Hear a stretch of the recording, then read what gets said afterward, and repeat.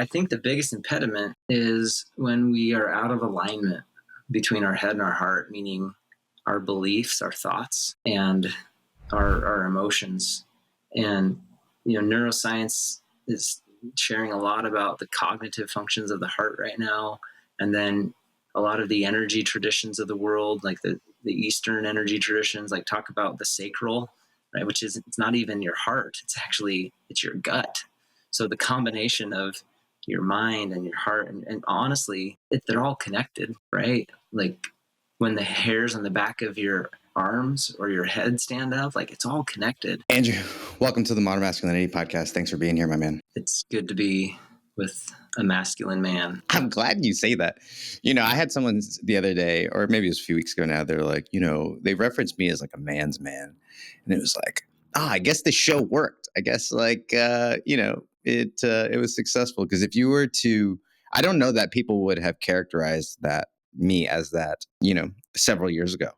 And I'm really grateful. Obviously, it was a painful journey, but grateful for that. So I appreciate and receive that. I'm curious for you. You have almost nothing going on in your life. You don't have you've got kids, you've got a business, you've got a marriage, you've got your own sort of spirituality. So you're juggling all these things. And as a man, I feel that there's these weights that we crosses that we bear, if you will. What are you carrying today? What loads are you sort of journeying through, or what challenges do you feel that you're being tested with as a man? Last night, I spent 40 minutes having a second phone call with a friend who has been in jail for 4 months. I didn't know had been in jail for 3 of those 4 months. And we have another friend who lives in our neighborhood who's in jail, and we have 2 of his kids living with us that are 5 and 9 years old, and they don't have a mom, and dad's in jail. And so my wife gets to be their mother. So that's what's present. That's what I'm carrying in the last 24 hours. Yeah, no small, man, no small weight there. What was that an easy thing for you? Was that a no-brainer thing, or like take me through how that came? You know what? I'm so grateful for my wife. And when opportunities come to serve and it's the right thing to do, or when my buddy who I've known for 20, how old am I? 40? I've known him since I was 21, so almost 20 years. When I found out that he was in jail, it's not even, is he guilty or innocent? It's just, if I were guilty or innocent, what would I want him to do? I want him to get on a call with me as often as I possibly could and just be there. And so for me, it was like no brainer. Whether he's guilty or innocent, I'm going to be there for him. And then again, with this neighbor of ours, like whether guilty or innocent, these kids, like it's a no-brainer. And if we can serve, if we can help, absolutely. And I mean, really, it's my wife. Like I'm coming to work every day. I just made breakfast and took him to the splash pad. And so I think it's only hard if when these moments come, we aren't prepared for how we're going to show up. But there's certain decisions you only have to make once. I'm never going to do heroin. I'm never going to do meth. I've never tasted alcohol.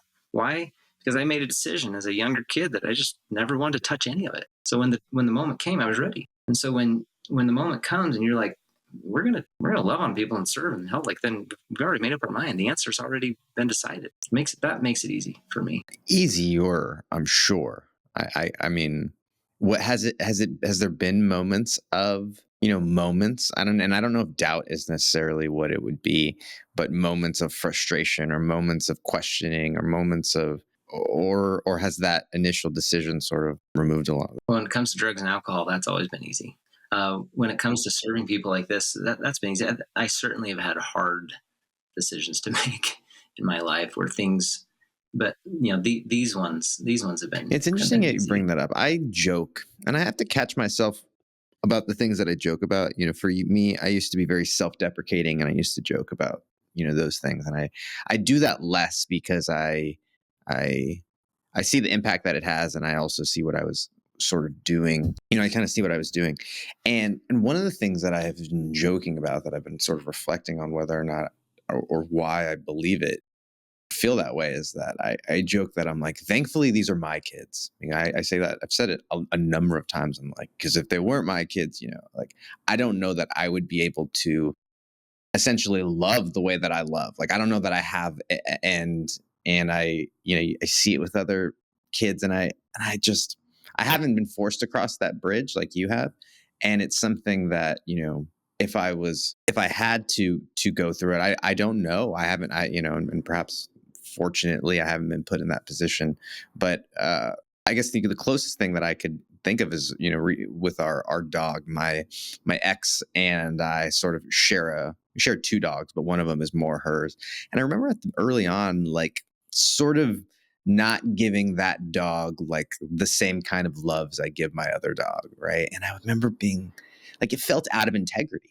It felt like this has nothing to do with this dog. This dog is a sweet, loving, playful, joy-filled, like is an amazing that has nothing. And I'm sort of taking out my whatever, right? The relationship that I had with my kid's mom is all of a sudden impacting this dog. And I did a good job of not letting that happen with the kids, but it was an interesting phenomenon to see that sort of happen and come around. And now the dog, she took the dog for a couple of days when she went up north, and I'm like sad that the dog's not like around. So it's I've kind of come around, but that's the closest thing that I've sort of had to deal with when it comes to extending that love, outside of our own blood or our own whatever. Well, I think you'll be surprised because there's a good chance, Hector, that you'll have step kids someday. And I have two. I've never called them my step kids. They call me dad. I say, this is my son, this is my daughter. I've been in their life for 10 years as the primary father figure. And they're now 15 and 12, but I was there when they were 5 and 2. And so I think as we bring in these neighbor kids, I literally said to my wife, I'm like, Shari, it's like having stepkids. We just love them. Like they're here. We'll keep them here as long as we need to. And I think it's easier maybe to take things out on a dog because they're so forgiving than a child. And children are forgiving as well, but the repercussions aren't as not as lasting because dogs just What was forget. that like, bringing on? Did you have kids of your own at the time, or was it your first? Yeah, so it was actually pretty redemptive because I had three daughters. And when we divorced, they were 5 and 3 and just a newborn. And I wasn't able to be with them every day or even half the time that it wasn't a 50-50 situation even. So it was very redemptive. It was like God said, here, these two kids have a dad that's in prison. As you can tell, I attract a lot of friends and men that deal with being in jail or prison, but yeah, their dad was struggling with things, and so I got to be their dad. So it was redemptive, and it was just like incredible stewardship to be able to have. I'm very, very grateful. I love them dearly, and It yeah, seems like pretty cool. what the analogy that we've sort of created on this show is like a ladder of responsibilities, and it seems that as men and women go through their own sort of journey, but there's the move out, live on your own sort of thing, which is one stage of responsibility, and then a lot of guys will get a pet, and then then it's being able to provide for a partner, and then a kid, and then whatever, and so on and so forth, and this, but it seems like this, like having kids, and there are other experiences, starting a business or whatever it is, that really seem to be a turning point for a lot of men and be this opportunity to take a new direction or perhaps even assume a new identity. There was a lot of moving parts, and so I'm curious what that like journey was for you as you were becoming a dad, a partner, that kind of dissolving. Now you're father of a new. It's just it's a lot of perhaps internal upheaval, I would imagine it causes. Yeah, yeah, absolutely. Lots of internal upheaval, and we're constantly in that state. Like when I say we, I mean like you've been through your stuff, so I'm not lumping you in. But for me, right, I was constantly trying to recreate, reinvent, kind of find myself. And I turned 40 last month, and I have told a lot of people like this is going to be my best decade ever because I'm not trying to do any of that anymore. I'm not trying to prove anything or find myself or reinvent. It's just like no, like I know who I am, and yes, I'm learning and growing and evolving, but it's not like it's subtle and it's slow and it's like ongoing for the rest of my life rather than big, massive, huge transformative, life shaking, career altering experiences. Yeah. And perhaps guys, no, perhaps they do need to go through that. I hesitate to say the word need, but it seems like that is part of the Yeah. process, is to go out and chase or look for these things. I know I did that, and sort of climbed that mountain, realized that there was, sort of an empty, it was an empty sort of process. And then you go, okay, well, maybe family is the route, and let me go out and start a family, and that becomes its own mountain. And I think that, unfortunately, if unless guys are sort of given these situations, it seems like a lot of them go the other way, right? Like they turn to vices or drugs, or they turn to these other things in the absence of like purpose, right? And Yeah. so I don't know if a guy needs to do that, but perhaps it's beneficial for them to put themselves in those positions, or to kind of create those situations where they are essentially forced, to grow into a bigger version of themselves. Yeah, it's well said. I think of Viktor Frankl. Man's Search for Meaning is the book that he wrote that's most well known. Are you familiar with Viktor Frankl's story, Hector? Maybe for the listener that might not be, so they have context. He spent 3 years in and out of different concentration camps as a victim of his religion and faith, and being who he was. And he wrote that book, Man's Search for Meaning, and he wrote it while in the concentration camps, in his mind and on scraps of paper. And he then put it into the book form in 9 days after getting out. Like, that's how well written it was in his mind and heart. And this concept of always searching for meaning, right? And I think as we are going through our suffering, we're creating new suffering. It's always for this place of purpose. Like, what is my purpose? What meaning am I bringing to this world? Rather than, what does everything mean? Like, we're searching for meaning, but the reality is we bring that meaning to the world. Like, we create it. We are meaning making machines. And when we realize that we have that ability and responsibility, like, to create the purpose and meaning that we bring to this world, then we don't have to, as U2 sings in their song, like, still haven't found what I'm looking for. Like, it's here. It's always been here. It's you, and you get to choose. You get to decide what that purpose and meaning is that you bring. That's a good point. And I think that we're coming to this place where more and more people are waking up to the reality that we were sort of sold this idea of what the meaning of our life should be. It should be about how much money you make, or how hot your wife is, or how big your exit is, or like we have all these external markers of quote unquote that we're supposed to assign to meaning. And thus, if you have a big exit, you're a great person. Or if you have a hot wife, you're, X. Or if or you're a certain type of, person. Or you have, X amount in your bank account, then it means something. And going back to what I realized, thankfully early on, is that I had more money than most 25-year-olds, would ever know what to do with.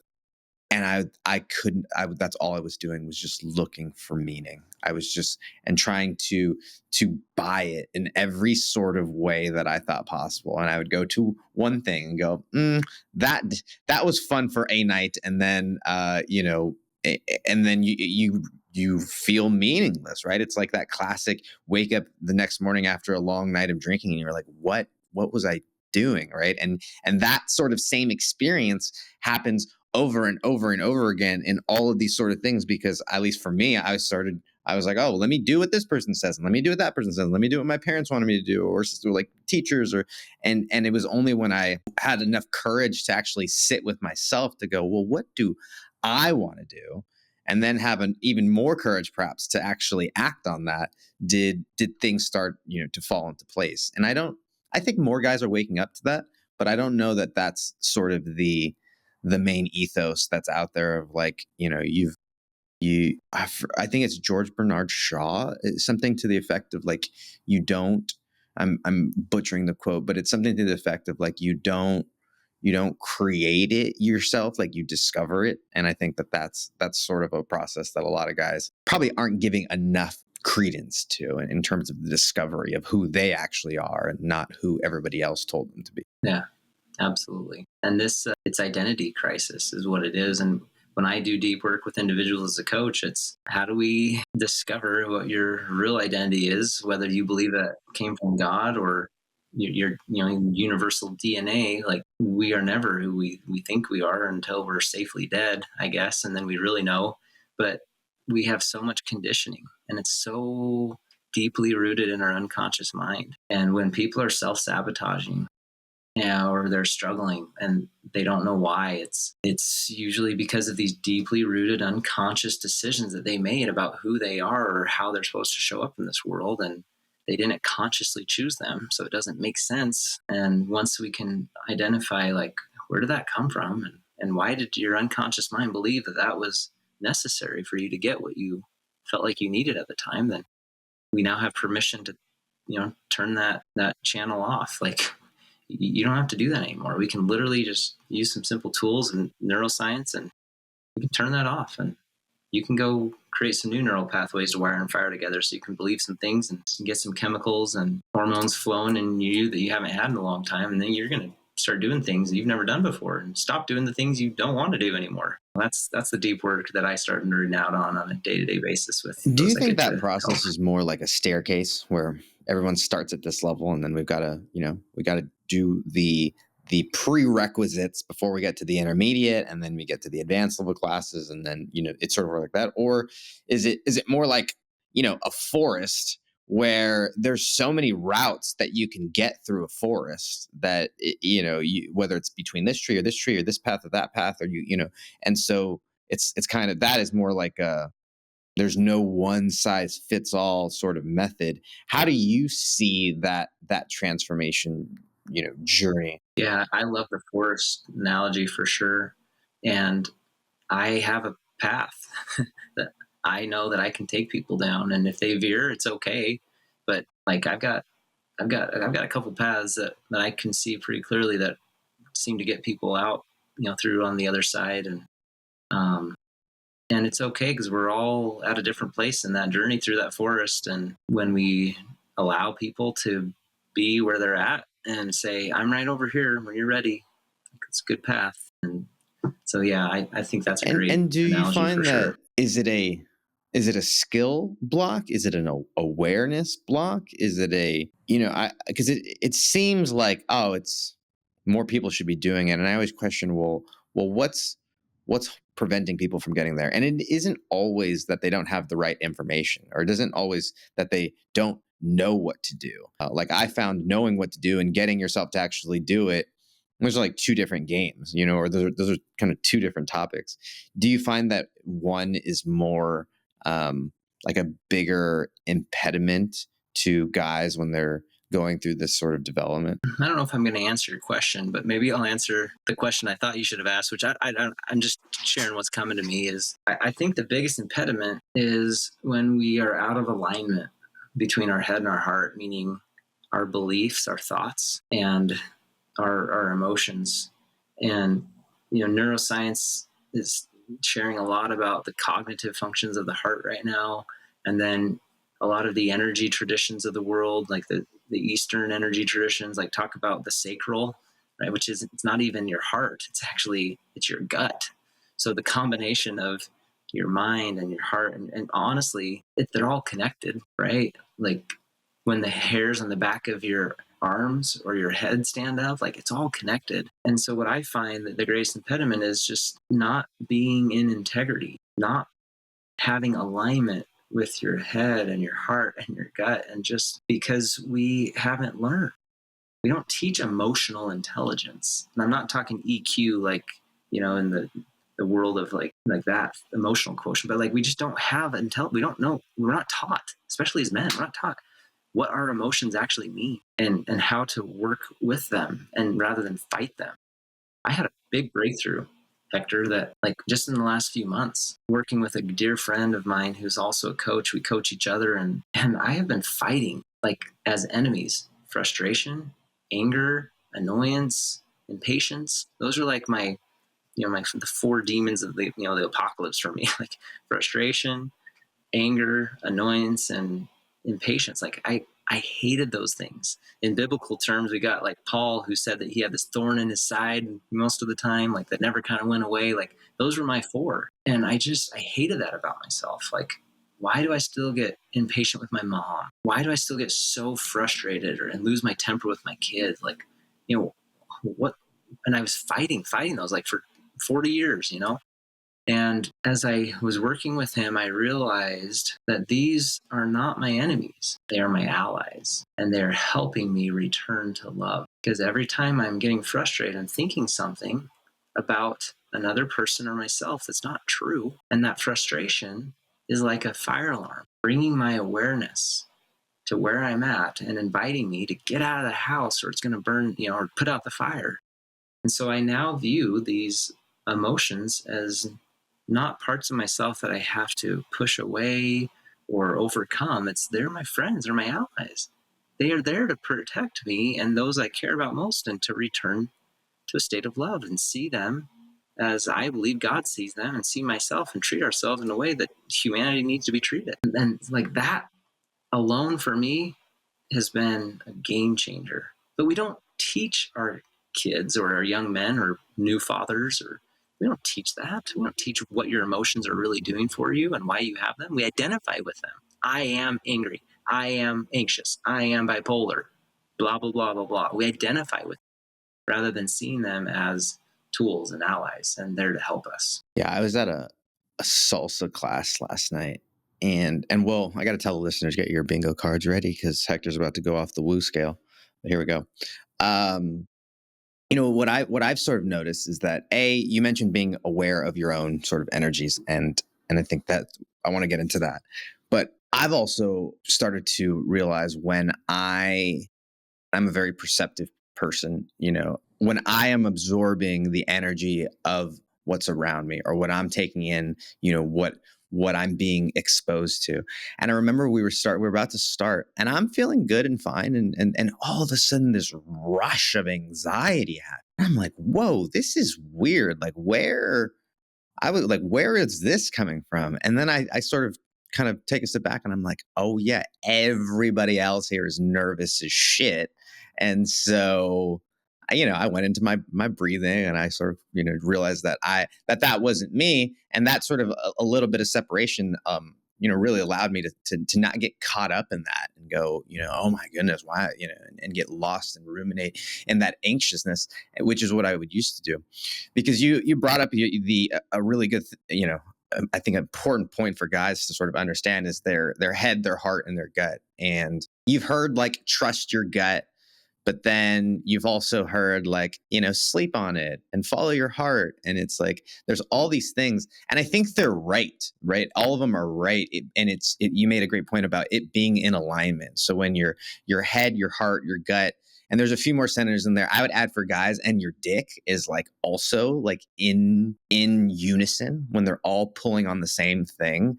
Then that's when I've found to be in most flow or most productive or things like, things I really start to get traction. But when my brain is not right or my heart's out of order or, like I've started studying, Taoism and uh, qigong and tai chi and all these sorts of things because I'm like, why can't I just get my like dick energy under control? Like, why do I want to start scrolling Tinder or like, I've done pretty well getting off of porn, but like, I remember early on in that journey, I'm like, this is such weird. It's such a weird, uh, energy that comes up that if I don't if I don't deal with this, then it's going to be destructive. And so, a lot of these practices, Right. and now it's like I don't even think about those things because a lot of these practices have sort of come into play. Yeah. Well, and being able to be attuned and have that awareness and listening and trusting, like in yoga and the ancient, Indian traditions, there's the seven chakras, right? And they're all telling us like, hey, there's something here that needs to be aligned, that needs healing, that needs some love and some TLC. It's like the dog or the kid. You give it the attention and then it gets quiet. It stops barking and yelling at you. Like, it just needs attention. But usually we try to ignore it. This is what Eckhart Tolle teaches, and I love his teachings. He says we either try to ignore it, we try to suppress it, or we try to express it. I mean, I have never done the drug and alcohol thing. I'm sure you have, right? Or I've never like gone crazy sexually, but I've struggled with pornography myself. Like when I try to express that stuff, it doesn't help it. If I try to ignore it, it doesn't help it. And if I try to suppress it with something else, it doesn't help. When those chakra centers, when your gut, when those things are lighting up, like my frustrations, my annoyance, when those things, it's saying there's something here in you and this other person that needs love. And you don't have to hate this part of you. Like there's just an acceptance and an allowance and love. And as soon as you bring that love to it, like that dog or that little kid or that your dick, like whatever you wanted to compare it to, then it's like, oh, okay, we can breathe, we can relax.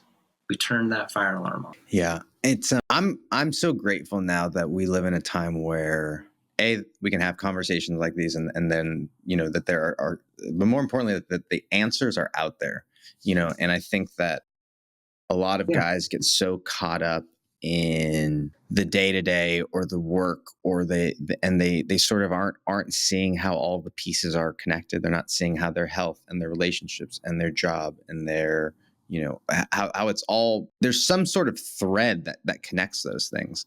And I think that that's what we try and bring to the show is like, if you can find that thread, work on that thread, which is usually, self-identity or your self-worth or your self-value, these sorts of things, like everything else starts to improve. You start to get in better shape, your relationships improve, your finances improve, work, career, like all those sorts of things start to fall in line.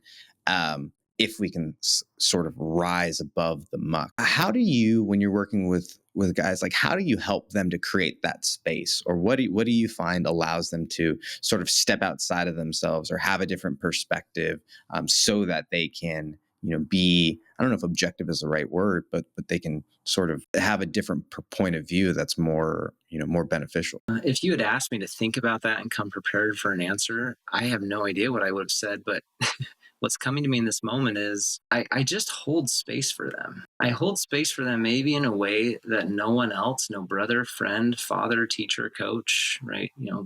Church leader, the Cub Scout, this, that, boss. Like I hold space for them. And when I sit down with an individual, whether it's a friend that's videoing with me over chat in jail, or a prospective client that I'm going to coach, when I sit down with someone, I have three core beliefs about that human. And I don't say this to them. This is just how I show up energetically.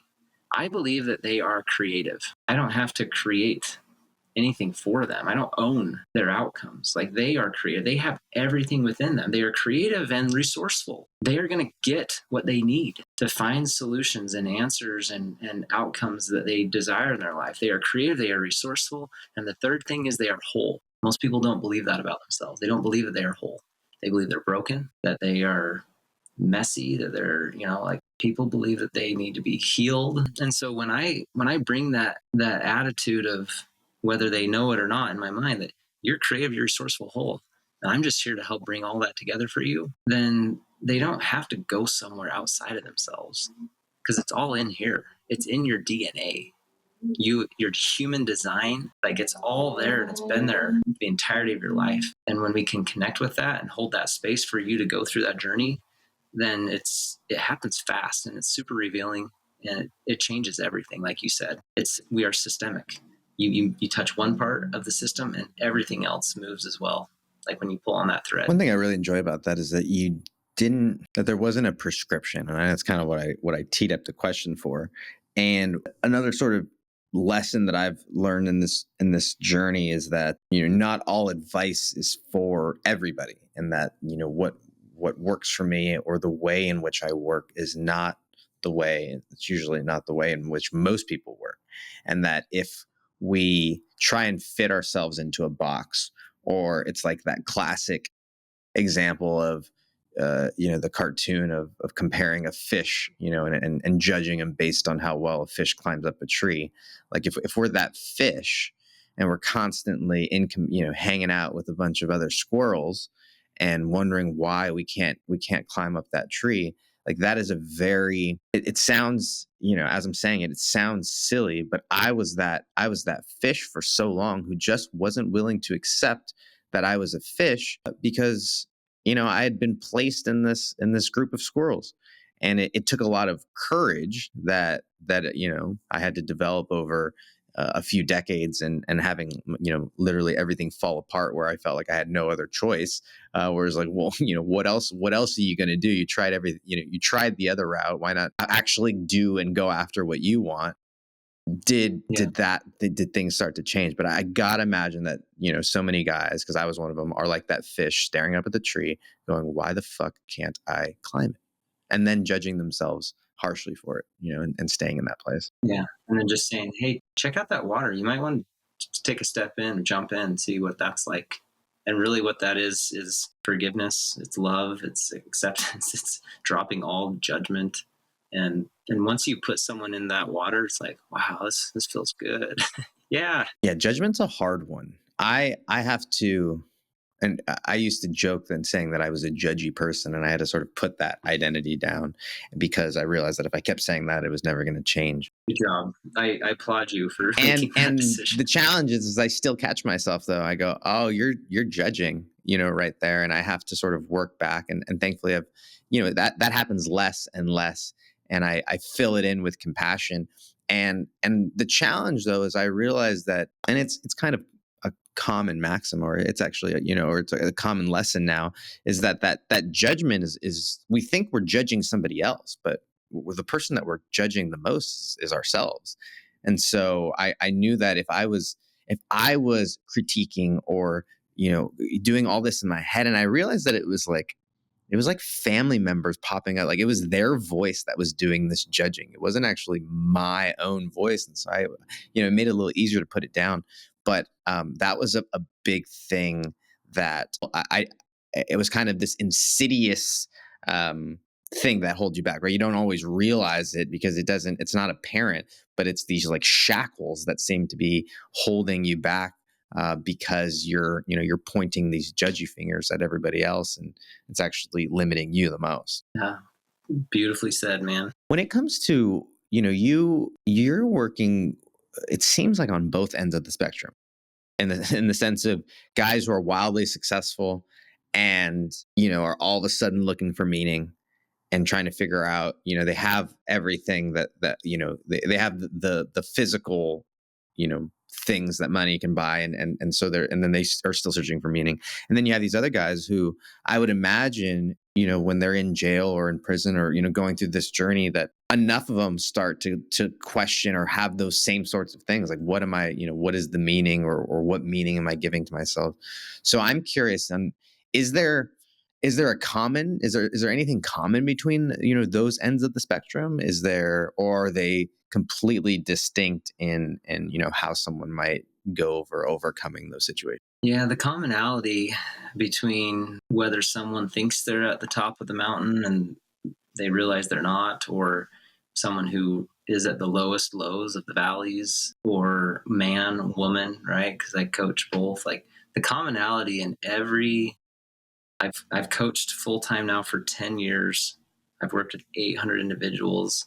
The commonality that I see between every single one of them comes back to identity. It's this idea that I think or thought I was blank, and I realize that I'm blank. I'm not, or I am. Like I thought I was a good father, and I'm not. I thought I was, and then all of that comes back to worth, value, and it's not. I can't tell you how many times I've heard the phrase "not good enough," "not smart enough," not just that enoughness, like your worth, your value. And the reason is because 95 to 99% of your mental programming happened from the ages of 0 to 7 when you were in high theta brainwave patterns, which is the same as dream sleep and hypnosis. And your unconscious mind was holding on to stuff from a place of survival, not a place of thriving and contributing and creating. And so here we are going through our teenage years and young adult years, and we're doing adult things with childlike programming, and we wonder why we keep showing up like doing stupid kid stuff. Or you get an argument, you're like, you're acting so childish. It's like, yeah, we both are. And to bring conscious awareness to unconscious decisions that were made and having the power to recreate those and watching everything in your DNA, like literally your cells change because of this concept called epigenetics, which is that we actually control our DNA and our cells rather than them controlling us. Once you realize that you have that power and you get to create that identity and you don't have to have any of those voices, as you said, right, from your family judging others or yourself, then you're truly 100% free. You're free. Create whatever you want. Yeah, I remember. I'm reminded of. I think it was episode 3. We interviewed this professor who essentially studied kind of epigenetics and studied sort of the impact that generations had on their offspring, or like the impact that previous generations had on current generations. And what they found was that you could essentially trace diabetes 2 generations previous. That diabetes sort of started from your grandpa, and obviously there were things that happened along the way, but Yeah. they could find those things. And so Right. when we think that our decisions, right, if we limit the impact that we think our decisions have, we don't realize the true scope of the ripples that we're making. um, uh, I think that's where we can start to question, right? We can start to lose meaning. But all of a sudden, if we start to realize that how we eat today, how we act today, how we parent, how we, like, the things that we do today do matter, all of a sudden that meaning question Right. becomes a little easier to answer. Absolutely. We have a responsibility for all generations that come after us, as well as, there's so much that we don't know that science will unfold and we'll be like, oh, wow. Yeah. Wow. All those people that we thought were woo woo, like they had it all figured out, like not just in family lines, but energetically, like what you and I, the impact we are having on each other right now in this conversation and what the listeners experiencing, it is altering and changing our cells and our DNA. Every thought. This is biology belief, Dr. Bruce Lipton. Every thought that we have carries an electric charge. And those electrons that are going through and to and from our cells and our body, it's altering everything.